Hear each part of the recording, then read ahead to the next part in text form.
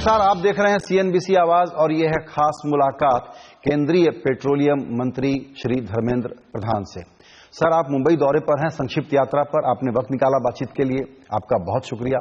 आपसे मेरा पहला सवाल तो यही होगा कि जिस प्रकार से तेल के दाम गिरे हैं, लगातार चर्चा हो रही है, फिर थोड़ा सा बढ़ना शुरू हुआ है, तो आप लॉन्ग टर्म के लिए एक स्ट्रेटजी जरूर बना रहे होंगे कि अगले 2-3 साल के लिए कितना सस्ते दाम पर क्रूड हम खरीदने के लिए करार कर लें, तो थोड़ा उसके बारे में बताइए।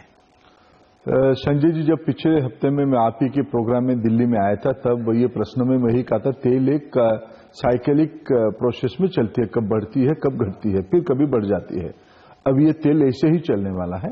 लेकिन एक बात आपने सही कहा कि अभी शायद एक इन दिनों में रिसेंट पास्ट में एक सबसे नीचे रेट है उसकी, सबसे एकदम लो लेवल पे एक रेट है। बिल्कुल, इसी को कैसे हम कैप्चर कर पाए, हमारी जो स्टोरेज कैपेसिटी है, हमारी जो टर्म कॉन्ट्रैक्ट हैं, या हमारी जो कुल मिला के विश्व की बाजार में हम लोगों की जो आज के दिनों में ऑप्टिक कैपेसिटी, उसको लिवरेज करते हुए हमको अच्छा टर्म मिले, हमको अपना स्टोरेज फैसिलिटी में हम नया नया डायनेमिक्स सोच रहे हैं कि हम उसमें कैसे उसको रख पाए।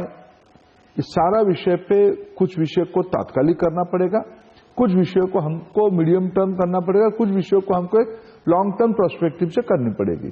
इसलिए सारा विषयों पे, तीनों एस्पेक्ट पे मिनिस्ट्री उस विषय पे कंपनियों के साथ मिलके उस पे काम कर रही है। कुछ सफलता मिली है, कुछ सफलता भी मिल जाएगी। जी, अभी जैसे आपका फोकस अफ्रीका पर गया, तो हम ये समझते हैं कि अभी $25 पर बैरल अगर क्रूड है, तो इस औसत पे कितना ज्यादा आप लोग लॉक कर लेंगे आगे की डील, तो उस पर आप कह सकते हैं कि बहुत ज्यादा भंडार आप आगे के लिए इकट्ठा करने के सौदे कर चुके हैं या करने जा रहे हैं। देखिए, मैंने कहा कि इसकी सिर्फ भंडारण की अपने आप में एक सीमा है। हम चाह के भी, अगर आज सस्ता तेल मिल रहा है, हम चाहें तो भी हम भंडारण कर लें, ये हो भी नहीं सकता है। इसलिए एक मीडियम टर्म लॉन्ग टर्म की प्लान है। लेकिन जैसे हमने कुछ अच्छे टर्म्स इन दिनों में हमने कर, जैसे हमने अपना मार्केट साइज को लिवरेज किया। भारत सबसे आज दुनिया के अंदर, अमेरिका देखिए, यूरोप देखिए, चाइना को देखिए, सारे बाजार के अंदर भारत की मार्केट में अपने आप में एक वाइब्रेशन है, अपने आप में एक ऊर्जा है। इसी को लिवरेज करते हुए अच्छे टर्म ले लेना। अभी आपने अफ्रीका की बात कही, 2 साल पहले अफ्रीका में हमको जो टर्म कॉन्ट्रैक्ट मिलती थी वो पूरी भी नहीं होती थी, जितना मिलती थी वो पूरी भी नहीं हो पाती थी। अभी लेकिन हम लोगों ने अपने डिप्लोमेटिक इफोर्ट से ही उसको डबल कर लिया। 3 मिलियन मेट्रिक टन IOC ने सिर्फ ले लिया है और अच्छे टर्म पे ले लिया, जो सस्ता होती है। नाइजीरियन क्रूड की स्पॉट और टर्म प्राइस में से टर्म प्राइस सस्ता होता है, उसको हमने बढ़ाया है। इसलिए हमने कई देशों में, खाड़ी की देशों के अंदर, अभी हमने कतार से हमारी LNG प्राइस को रीनिगोशिएट किया। इस सारे में हम अपने जो एक इंडिया की मार्केट कैपेबिलिटी है, उसको हम लिवरेज कर रहे हैं, उसको हम शोकेसिंग कर रहे हैं। और सर्वोपरि प्रधानमंत्री जी की जो अपने आप में एक नेतृत्व है और उनकी जो उन पे भरोसा विश्व की निवेशकों को भी है, इसमें हमको कुछ लिवरेज मिल रहा है, उसकी फायदा भारत की अर्थनीति को भी मिल रहा है। जी, मुझे ऐसा लगता है कि वित्त मंत्री की नजर आप पर, आपके मंत्रालय पर बड़ी भारी होगी बजट के पहले, और चूंकि दाम गिरे हुए हैं तो हमको लगा था पूरा पास ऑन करवाएंगे आप लोग कंज्यूमर को, तो थोड़ा करवाया, ज्यादा अपने पास रख लिया। अब हम सुनते हैं कि कस्टम ड्यूटी इस पर लगा सकते हैं कि उनको पैसा चाहिए। देखिए, ये जो हिसाब संजय जी आप दे रहे कि थोड़ा ही पासन क्या ज्यादा रख लिया, ये थोड़ा हमारी सेक्टर के बारे में और देश की अर्थनीति के बारे में इसे समीक्षा करना थोड़ा नाइंसाफी होगा, मैं ये बात करूं। अगर मैं आंकड़ा ही आपके सामने बताऊं, पिछले 1.5 साल में हम लोगों ने लगभग दोनों प्रोडक्ट पे, जिसको हमने डीरेगुलेट भी कर दिया है, बाजार भाव के साथ जुड़ दिया है। पेट्रोल पहले से हो गया था, डीजल को हम लोगों ने उसको ले आने के बाद किया। दोनों में हम लगभग 20-20 बार दाम घटाए हैं और 15-15 रुपये हम दाम घटाए हैं। हाँ, ये बात सही है। एक संतुलित अर्थनीति के लिए हम लोगों ने कुछ पैसे, कुछ बचत को हमने टैक्स में कन्वर्ट किया। वो 15 रुपया नहीं है, वो 10-12 रुपया तक है। इसलिए हमने ज्यादा पैसा ग्राहकों को पहले दिया। हमको जिस प्रकार की विरासत में अर्थनीति मिली थी, हमारी पहला चिंता था मुद्रास्फीति नियंत्रण में रहे, इन्फ्लेशन नियंत्रण में रहे और महंगाई पे काबू आए। कम से कम हम आज कह सकते हैं इन्फ्लेशन को हम बांधे रखने में हमारी सेक्टर की काफी भूमिका रही है और हम उसमें एक मूल्य वृद्धि को नियंत्रण करने में कमोडिटी की एक दो फूड आइटम की एक चुनौती अभी भी बना हुआ है, लेकिन मोटा मोटी एक नियंत्रण आज मूल्य पे है। और बाकी रहा कुछ पैसा कि हमने एक वेलफेयर स्टेट के नाते, एक कल्याणकारी राज्य के नाते हम लोगों ने कुछ पैसा को टैक्स में कन्वर्ट किया है। ये भी एक भारत सरकार की योजना देखिए, 42% टैक्स की हमारी जो संग्रह हम तो राज्यों को लौटा देते हैं जी। इसलिए एक संतुलित अर्थनीति, एक तरफ ग्राहकों को लाभ मिले, दूसरी तरफ अर्थनीति में एक जान आए, उसमें से एक रफ्तार आए। आज रोड सेक्टर चल पड़ी है, क्यों चल पड़ी है कि हम लोगों ने जो पैसा बचाया उसको हमने रोड सेक्टर में खर्चा किया। क्या देश की रोड सेक्टर इंफ्रास्ट्रक्चर ठीक नहीं होनी चाहिए? हमने ठीक किया और ज्यादा पैसा लगाया हमने, और सोशल सेक्टर में हमारी एक्सपेंडिचर बढ़ाया हमने राज्यों को ज्यादा पैसा दिया। ये जो मैं सोच रहा हूं कि मतलब सुनते हैं हम लोग कि फाइनेंस मिनिस्टर देख सकते हैं कि अभी फिस्कल बैलेंस के लिए एक स्रोत ये हो सकता है कि कस्टम ड्यूटी जो कुछ साल पहले खत्म कर दी गई थी वो दोबारा लगा दी जाए। नहीं, कोई कस्टम ड्यूटी लगाने की कोई प्रस्ताव ना फाइनेंस मिनिस्ट्री से है, ना ऐसा देश की समूचा अर्थनीति के लिए लाभदायक हो सकता है। अब चूंकि फिर से कह रहे हैं कि क्रूड के दाम बढ़ने लग गए हैं, तो जैसे पहले आपने कम किया, तो इस बार फिर ये होगा कि अगर दाम बढ़ते हैं तो फिर एक्साइज ड्यूटी कम करेंगे? ये अभी तो फिलहाल देखिए, जो हमने एक्साइज ड्यूटी को हम कब हाथ लगाएंगे उसकी हम लोगों ने एक रणनीति बनाई है। भारत के उपभोक्ताओं को धीरे धीरे, पिछले बार जैसे मैंने कहा कि हमने 20-20 बार घटाया, ऐसे हम 7-8 बार बढ़ाए भी हैं। भारत की उपभोक्ता अपनी आवश्यकताओं को विश्व बाजार के साथ जोड़ता है और एक तभी तो जाके निवेश आएगा। अगर हम उसको एक कंट्रोल रिजीम पे रखेंगे तो निवेशकों की भी भरोसा नहीं होगी। और क्या आज मोबाइल टेलीफोन की जो रेट घटा हुआ है, एक समय बहुत बढ़ा हुआ था, आज घटा हुआ है। धीरे धीरे सारे जो रोजमर्रे की जो आवश्यकताएं चीज है, इसको हम बाजार के साथ जोड़ें, बाजार अपने आप में उसमें रिएक्ट करें, बिल्कुल सर्विस भी उसमें बढ़े। हाँ, एक विषय है कि भारत में एक तबके को, विशेष करके पेट्रोलियम सेक्टर में जो सब्सिडी मिलती थी, आज तो 2 मेजर प्रोडक्ट पर सब्सिडी हमने समाप्त किया है, वो बाजार के साथ लिंक हो गया है। बाकी एक दो प्रोडक्ट में सब्सिडी है, सब्सिडी को भी धीरे धीरे टारगेट करवाना ये हम लोगों की कोशिश है। बिल्कुल, इसी में सब्सिडी का आपने जिक्र किया, पक्के तौर पर डीबीटी का इस्तेमाल करके काफी पैसे उसमें बचाए गए, फिर एलपीजी के कनेक्शन वापस लेने का, तो ये जो बचत हुई इसका इस्तेमाल कहाँ हुआ ये बताइए। देखिए, हमने जब प्रधानमंत्री जी ने देश के सामने एक अपील किया था कि जो अपने जेब से अपने घर की चूल्हा जला सकते हैं बगैर सब्सिडी के, वो छोड़ दे। बिल्कुल, 65 लाख लोगों ने छोड़ा, 65 लाख लोगों ने छोड़ा। ऐसे हमने तब भी प्रधानमंत्री जी ने ये कहा था, ये पैसा को मैं तिजोरी में नहीं रखूंगा, इस पैसे को हमने किसी ना किसी गरीब मां की आंसू पोंछने के काम पे लगाएंगे। तो कहां यूज हुआ? हमने 50 लाख नया गरीबी रेखा के नीचे रहने वाले लोगों के घर में हमने उसको जोड़ा है, और ये हमारी सरकार की एक मिशन मोड पे कार्यक्रम है। बिल्कुल, हम भारत में एक स्वच्छ ईंधन घर घर तक पहुंचे। संजय जी, 5 लाख महिला भारत में घरेलू प्रदूषण के कारण हर एक साल जिंदगी गंवा रहे हैं। ये हम लोगों की जिम्मेवारी बनती है उनके पास स्वच्छ ईंधन पहुंचाना। इसलिए ये तो एक छोटी सी पहल है। आने वाले दिनों में सरकार की ओर से एक रियायत दर से इंस्टॉलमेंट, जो पहला इंस्टॉलेशन की जो कॉस्ट लग रही है, उसमें से भी एक रिबेट के साथ गरीबी रेखा के नीचे रहने वाले लोगों को हम नए एलपीजी कनेक्शन जोड़ें, जिसको मैंने कहा अभी तक हम लोगों ने 50 लाख लोगों को जोड़ा है। इसको आने वाले 3 साल में और बहुत बड़ी मात्रा पे हम जोड़ेंगे। बिल्कुल, ये बताएं, बिल्कुल आपने ठीक कहा कि आजकल हमको ऐसा लगता है कि आपका अप्रोच है कि इसको, इस मंत्रालय को और इसके काम को कंज्यूमर फेसिंग या कंज्यूमर प्रोडक्ट के रूप में देखा जाए। तो आपने अभी एक नई शुरुआत की है ईएमआई की, वो कैसे चलेगी? देखिए, मैंने कभी हम लोगों ने हिसाब लगाया मंत्रालय में बैठ के, भारत के अंदर भारत सरकार की ओर से जो हम लोग कुछ स्कीम या कुछ योजनाएं भारत सरकार की पीएसयू के माध्यम से, रेलवे जैसे विभाग के माध्यम से या बैंकिंग सेक्टर से हम सुविधा देते हैं जी। सबसे ज्यादा लोग रोज कहीं आते हैं तो पेट्रोलियम सेक्टर की रिटेल आउटलेट हो या एलपीजी डिस्ट्रीब्यूटर्स के पास आते हैं। इसमें हम उसमें ग्राहक सेवा को बढ़ाएं, उसकी सर्विस को हम बढ़ाएं, ये हमने प्रायोरिटी में लिया है। एलपीजी कनेक्शन देश में बढ़े। आज 60% लोगों के घर में पहुंचा है और 40% लोगों के घर में नहीं पहुंचा है। ये विशेष करके गरीब तबके के लोगों के वहां नहीं पहुंचा है।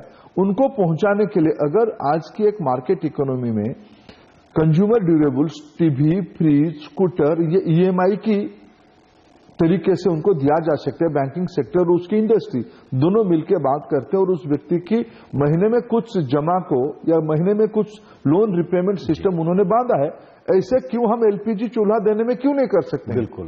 तो इसी मॉडल को हम ले आएंगे। ऑनलाइन बुकिंग करिए, ईएमआई पर आप एलपीजी कनेक्शन ले लीजिए, ऑनलाइन पेमेंट भी करिए, ऑनलाइन पेमेंट कर दीजिए। तो कितने लाख घरों तक अब पहुंचने का प्लान है आपका, कहिए अगले 1 साल में? देखिए, आने वाले 3 कैलेंडर ईयर में हम नया 10 करोड़ कनेक्शन देने की एक महत्वाकांक्षी योजना हमने बनाई है। इसके लिए जो आपूर्ति की आवश्यकता है, जो इंफ्रास्ट्रक्चर की आवश्यकता है, जो वितरण केंद्र खोलने की आवश्यकता है, तो उसको हमने पूरा योजना बनाया। आने वाले 3 साल में 10 करोड़ नए कनेक्शन लगेंगे और आने वाले इसी साल 2016 में से शुरू होकर 10,000 नए वितरण केंद्र भी खोलेंगे। उसकी योजना हम शुरू कर दिया है। बिल्कुल। 10 करोड़ कनेक्शन का मतलब 3 साल में यह है कि करीब करीब सारे इंडियन हाउस होल्ड जो हैं उनमें कनेक्शन हो जाएगा। नहीं, उसमें से आज की दिनों में जैसे मैंने कहा 16.5 करोड़ कंज्यूमर है। अगर उसमें से मैं आने वाले आज के दिनों में 2016 की जो परिवार संख्या है 27 करोड़ है। करेक्ट। ये 2000 आने वाले 3 साल में ये बढ़ के लगभग 28-29 करोड़ हो जाएगा और तब तक हम 10 करोड़ का 10 करोड़ लगाएंगे तो 25-26 करोड़ तो पहुंचेंगे। जी, दूसरा आपने जो बताया 10,000 वितरण केंद्र, ये इनफैक्ट एक एंटरप्रेन्योरल अपॉर्चुनिटी है। तो ये कैसे मिलेगा, किन लोगों को मिलेगा, क्या प्रक्रिया होगी? जैसे हम लोगों ने 2 विषय हम सोच रहे हैं कि जो हमारे 3 मार्केटिंग कंपनी हैं, इन 3 मार्केटिंग कंपनियों के माध्यम से ही हम खुलाएंगे। एक विचार भी है क्या उसमें से हम निजी क्षेत्रों को भी इन्वॉल्व करें, ये एक विचार है। उसमें हम निर्णय अभी तक नहीं कर पाए हैं, लेकिन एक विचार ये भी है। लेकिन जैसे आज हमारी वितरण कंपनियां अपने एजेंसीज देते हैं, जो आवेदनकारी कहां खोला जाएगा, अभी मैंने सारे राज्य सरकारों को परामर्श मांगा है, सारे माननीय सांसदों को परामर्श मांगा है। सब जब परामर्श दे देंगे, जो हमारी मार्केटिंग कंपनी की जो मास्टर प्लान बनी है, दोनों को इकट्ठा करके हम जो लॉटरी के माध्यम से एक पारदर्शी तरीका से लॉटरी के माध्यम से हमको कर देंगे। जिसकी योग्यता होगी, जिसकी कैपेसिटी होगी, वही ले जाएगा।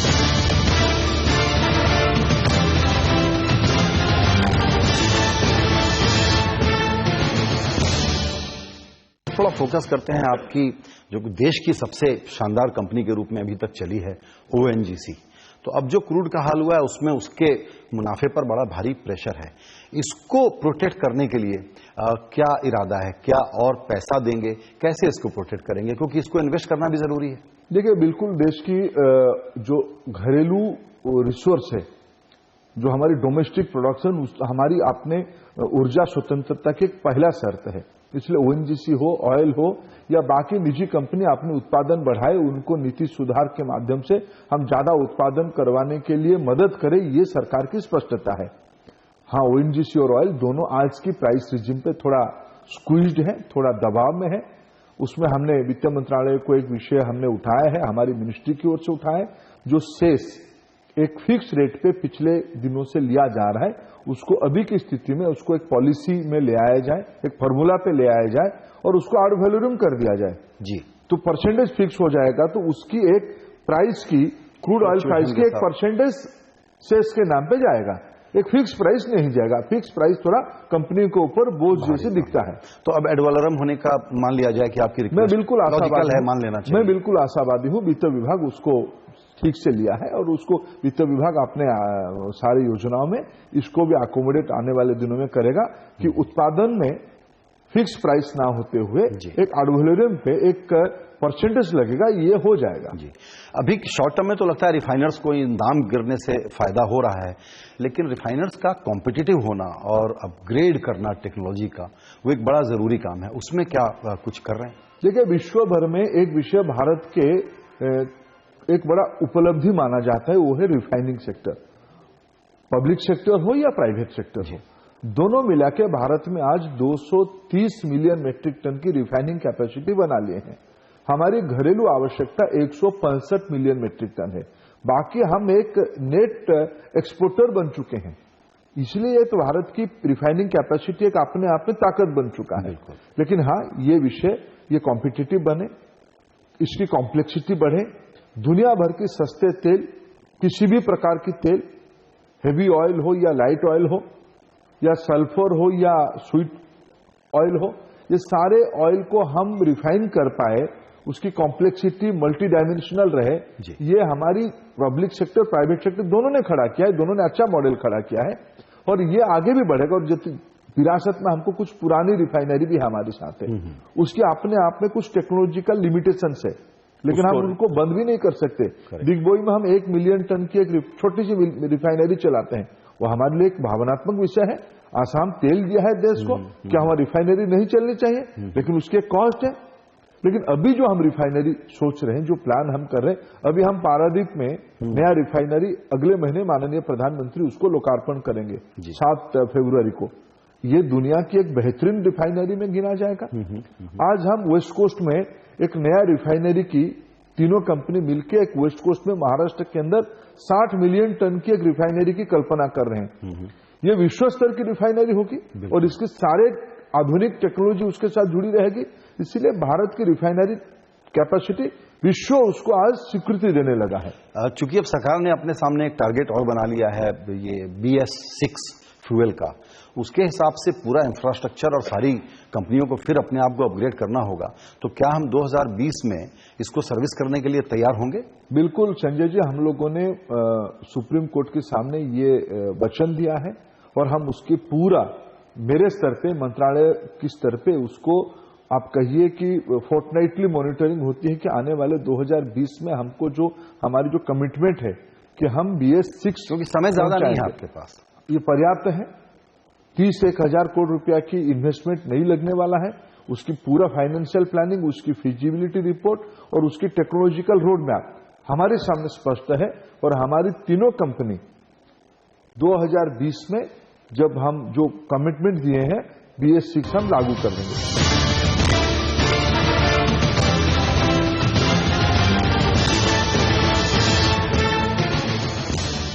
अब आपसे थोड़ा पॉलिटिकल बातचीत करते हैं, क्योंकि आप संगठन के कामों में भी करीब करीब एक प्रकार से डबल ड्यूटी कर रहे हैं, सरकार में भी और संगठन में भी।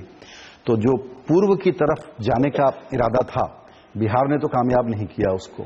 असम और बंगाल में, बंगाल के बारे में जनरली लोग मानते हैं कि वहां पर ठीक है, अपना वोट शेयर बचा लें तो काफी होगा। असम में कितनी गुंजाइश है, क्योंकि वहां भी ये बोलते हैं चैलेंजिंग है? ये राजनीति चैलेंज ही होता है।